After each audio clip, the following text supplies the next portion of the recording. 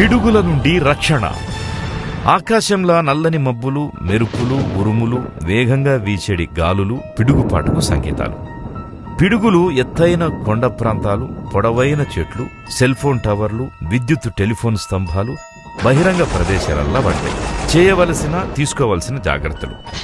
వాతావరణ సమాచారం తెలుసుకుని భవనాలు, ఆఫీసులు, షాపింగ్ సెంటర్లు మొదలైన సురక్షిత ప్రదేశాలకు పోవాలి. కరెంటును బంద్ చేయాలి. లోహపు వస్తువులు, వ్యవసాయ పంపు సెట్లకు దూరంగా ఉండాలి.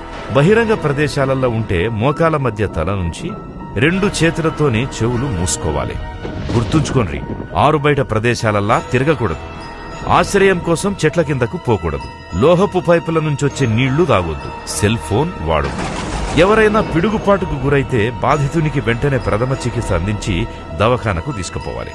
జాగ్రత్తగా ఉందాం. పిడుగుపాటుకు జీవితాలు బలిగాకుండా కనీస జాగ్రత్తలు తీసుకుందాం.